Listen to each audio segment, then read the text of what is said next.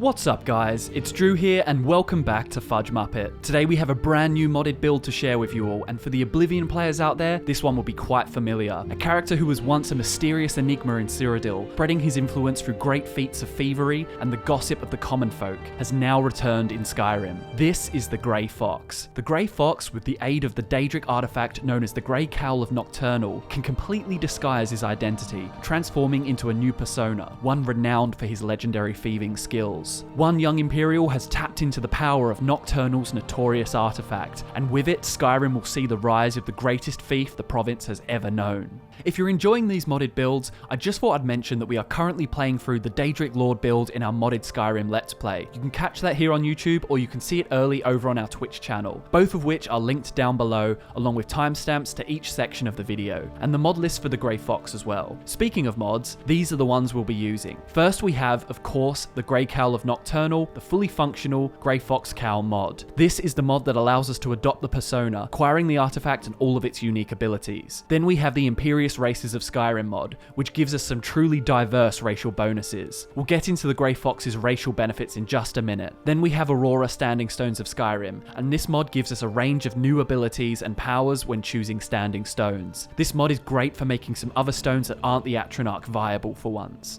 The Alternate Start mod is a must for role-playing, and finally we have the Ordinator Perk Overhaul mod. This gives us a wide range of new perks to take from each skill, and for a thief, these perk changes are especially welcome, making certain skills that were previously kind of a waste much more interesting. But with all that said, let's start things off with the Grey Fox's race, standing stone, and stats. The Grey Fox is an Imperial, and with the Imperious Races of Skyrim mod, that gives him the following stats. He will start with 100 in health, magicka, and stamina. He'll have 1% per second health regeneration, 3% magicka regeneration, and 5% stamina regeneration. Also, his carry weight will start at 300. Being an Imperial gives him the following abilities. Firstly, Discipline will give his allies bonus armor and attack damage in combat. Then Imperial Virtues will give him a random bonus to health, magicka, or stamina when entering combat. And the Human Spirit, which at levels 10, 20, and 30 allows him to change attributes, resistances, and skills. There is also a bonus ability called Colovian Star, which is only available after completing 20 quests for the people of Skyrim. With it, you can replenish the two attributes with the highest remaining percentage once per day. As for standing stones, take one of these two. There's the Tower, which allows you to open one strong lock a day and open weaker locks at will. It also lets you trap nearby enemies in a trance, making them unaware but also invulnerable briefly. This can be used once per day. Alternatively, you can take the Steed Stone. This one gives you the Explorer ability and the Bag of Holding power. The first increases movement speed out of combat and reveals nearby landmarks. The second gives you access to an extra dimensional storage space with infinite capacity. Here's the thing though, the stone you pick out of these two comes down to personal preference, as the Tower Stone has a really cool power, and the ability is useful, but the ability becomes obsolete once you get the Seen This Before perk from the lockpicking tree. The Steed Stone is also cool and has a really neat ability, but the power becomes useless as you'll have so much storage space by the end of the game anyway, so the choice is yours. The Grey Fox's stat spread will be 50% health to keep him alive and 50% stamina for carry weight, sneaking, silent rolling, and plenty of power attacks. The Grey Fox was born in the Imperial City and grew up as an orphan in the Waterfront district. He had no memory of his parents and would never have survived his first few years on the streets if it wasn't for his older brother,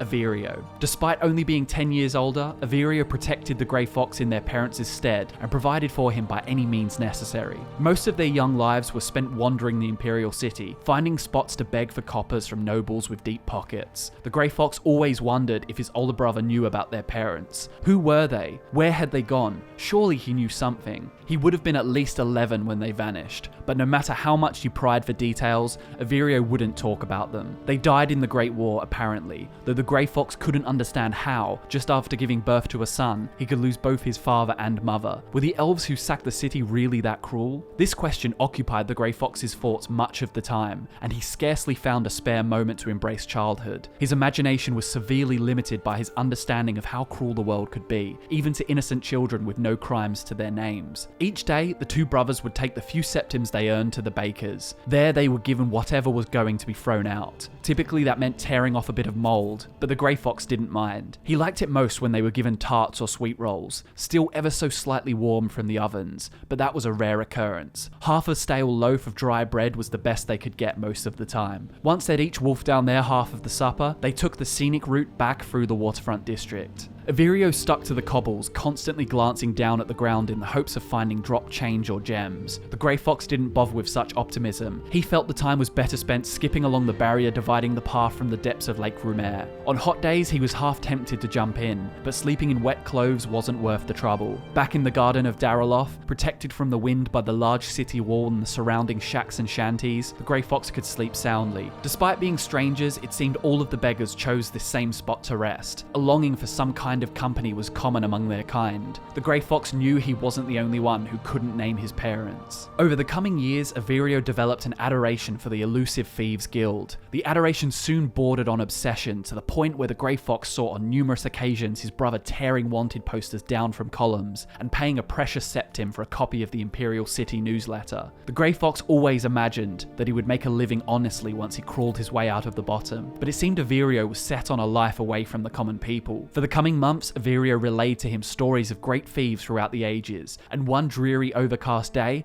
Averio left the Grey Fox to beg in the market district alone. He couldn't help but worry that his brother was getting himself into trouble, but he silenced the doubt and sat in his place, hand outstretched to the passers-by. That evening, Averio strolled over with a grin on his face. He'd never seen his brother smile like this before. Averio checked to see they weren't being watched, then he proceeded to shake his pocket. Inside, the Grey Fox heard the delectable sound of metal jingling, though it had been a more satisfying sound than cheap copper. His brother pulled a large handful of coins out and showed them to his younger brother. He couldn't believe his eyes. They could buy the warmest, freshest loaf of bread and even a new pair of boots with that money. On the way back to the waterfront, the boys shared a meat pie. He'd heard of gravy and he'd smelled beef a million times, but he couldn't have imagined in his wildest dreams that the combination of ingredients could taste so good. He burned his tongue with each bite, but that didn't stop him. Neither did it slow him down as he ate more and more, feeling the warmth slide down into his stomach. Averio told him of the friend he'd made from the Thieves Guild, a friend who showed him the art of pickpocketing, and from that day forward, the brothers never wasted a day begging again.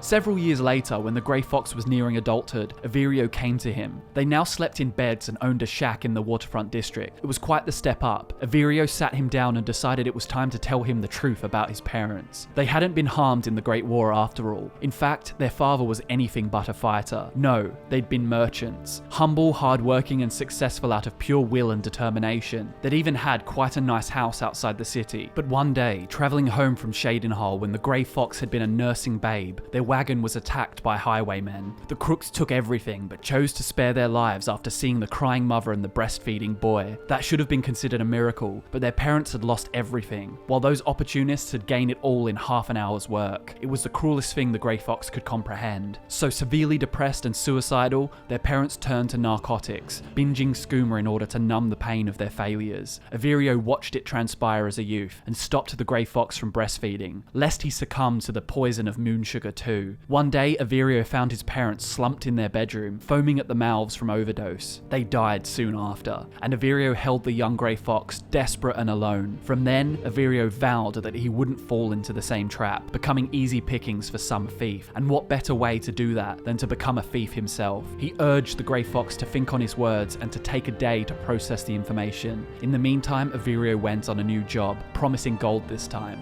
That night, Volgo, one of the beggars from the Garden of Daraloth, came to the Grey Fox's home. Averio had stolen from a wealthy merchant, only he had been spotted by the merchant's personal bodyguard. The Red Guard warrior hadn't stopped to inform the guards, and instead chopped Averio down on the spot, killing him instantly. And just like that, the Grey Fox lost the last remnant of his family and his past. Mourning, he fought on his brother's words, and decided he would succeed for his brother. He would seek out the Thieves Guild, but first he had to leave the city. He had to start fresh, and so he journeyed north to Skyrim and made it all the way into Falkreath Hold before paying a few coins to hitch a ride on a vegetable cart. He slept soundly on the cart one sunny day, but was ripped from his slumber by the sound of shouts and soaring arrows. Bandits! The Grey Fox hopped from the back of the cart and charged at the nearest bandit. Before he could swing a fist, a warhammer cracked him over the back of the head. His vision blurred and turned to black as the ground rushed up to meet him. With the alternate start mod, the Grey Fox will wake up after having been left for dead by bandits. He was thankful to be alive, but more resentful than ever. He is sick of having his life ruined by criminals, and the only way he could see to change that is by finding the Thieves Guild. He is anything but a fighter, and learning the arts of theft and stealth are his best bet not only to survive, but to bring himself out of poverty and into riches. The more he suffered, the more he began to admire the great thieves his brother had told him about in his youth, like the thieves who stole the Elder Scrolls during the Oblivion crisis, or Rajin, the Khajiit who used the Ring of Khajiiti to make himself invisible and quick as the wind. He had been so powerful that he could steal the tattoo from the neck of Empress Kintira as she slept. He longs to be like them, so skilled that no one will ever fuck with him again. He would learn what he needed to be a master thief, and then he would take the world's most powerful ancient artifacts, give him an unrivaled talent for thievery. He will aim to make money and will avoid combat as often as possible. Combat is a last resort, as he has seen how badly it can go for him and his loved ones. He would rather sneak out, disengage, or use his powers and tools to get out without throwing a punch. If he's in a Dwemer ruin, he'd rather hotwire a centurion to fight in his stead than actually take on the Falmer alone. Stealing is an art to the Grey Fox,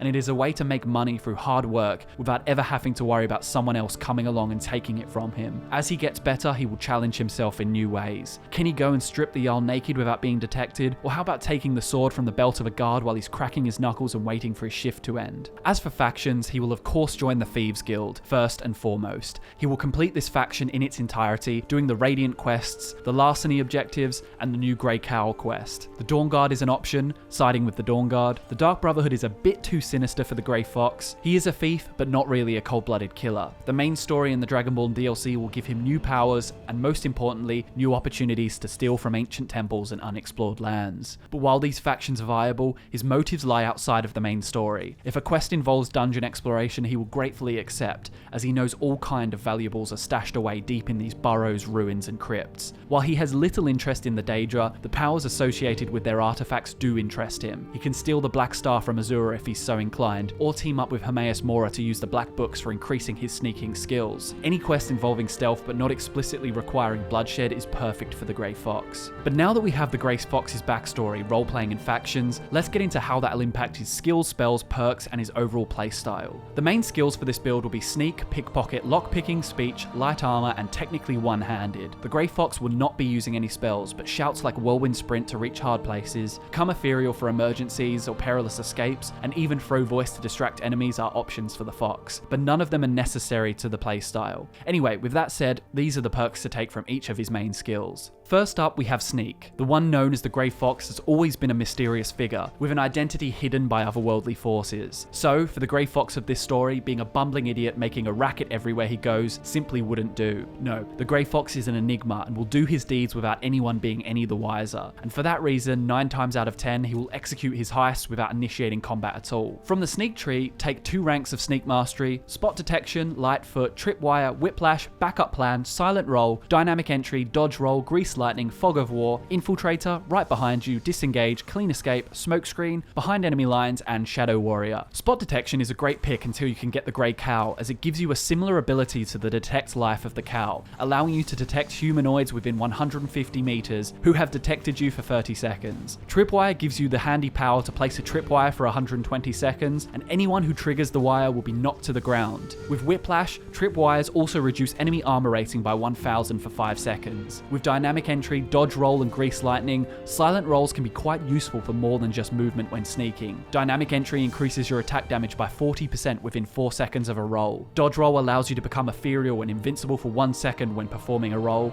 and Grease Lightning leaves a trail of grease when you roll, staggering enemies or grounding sprinting enemies. Disengage is great for a character like the Fox who doesn't rely on combat prowess. This power allows you to stop combat altogether once a day, making everyone resume their normal activities. If you are going to deal damage in open combat or simply lose the attention of detected foes, Shadow Warrior is the way to do it. Crouching brings you out of combat, turning you invisible for 2 seconds with an 8-second cooldown. Next we have Pickpocket, and we know from the Grey Fox's roleplaying that his thieving skills are so good that he will often challenge himself to feats of impossible legerdemain. From the Pickpocket skill tree, take 2 ranks of Pickpocket Mastery: Cut Purse, Brotherhood Cocktail, Trickster, On the Run, Lawless World, Stalk the Prey, You Saw Nothing, Robbed Blind, Thief's Eye, Thief's Luck, Crime Wave, and Dragon Horde. Trickster allows you to pickpocket weapons and all equipment if the target is asleep. Dragon Horde will be great for the late game, as if you have 50,000 or more gold in your inventory when you fall asleep, you can spend it on an extra perk point. Then comes Lockpicking, and similar to Sneak and Pickpocket, this is a skill no thief worth their salt can go without. No chest, door, or lockbox can keep the Grey Fox out. Go for 2 ranks of Lockpicking Mastery: Game of Fate, Lockdown, Hotwire, Percussive Maintenance, Robber's Eye, Nose for Treasure, Gone in 15 Seconds, Dungeoneer, Golden Touch, Treasure Hunter, Wax Key, Locksmith, and Seen This Before. With Lockdown, you can activate a hostile automaton. If successful, you can reduce its health to 1 and shut it down. In addition, Hotwire adds to this the ability to enlist it as a follower, and with Percussive Maintenance, it'll move move 30% faster and attack 20% faster. If you have a mace or warhammer handy, you can give it a whack to repair it for 150 points, or 300 for a power attack, further increasing its attack speed by 50% for 10 seconds. A thief is only as successful as his ability to sell his stolen goods for top-notch prices, and if making money is at stake, the Grey Fox will go all out, stretching every penny as far as it can take him. From the speech skill tree, take speech mastery, 2 ranks of that, kinship, business relation, salesman, investor, fence, and trade prince. The Grey Fox can't carry out his stealthy deeds in a suit of plate armor, and to be frank, he doesn't need the protection it offers. The Grey Fox simply doesn't get caught, and would never rely on brute force to make his way through Skyrim. Of course, he's prepared for the worst case scenario though, and therefore adopts light armor. From the light armor skill tree, we suggest taking 2 ranks of light armor mastery, light armor fit, unhindered, initiative, the first rank, and windrunner. Even though the investment is tiny, we can't forget about one-handed. From this skill tree, take both ranks of one-handed mastery. With these skills, shouts, and perks in mind, here's how it will translate into your playstyle. The Grey Fox is all about thieving, making tons of money and avoiding combat in the process. Combat will be a last resort, as he can sneak effectively, disengage when he needs to, use his powers, tripwires, or even hack into automatons to take care of sticky situations for him. In a Dwemer Ruin, he would much rather hotwire a Centurion to fight the Falmer than actually have to do it himself. If combat is unavoidable, he can break out a one-handed weapon and try to rely on Shadow Warrior sneak attacks, but you can't resort to that constantly as it does have a cooldown. He will treat thievery like an art, respecting the Grey Fox. It's not even always about the reward. He loves making money, but that becomes easy, so it really drills down the art of stealing.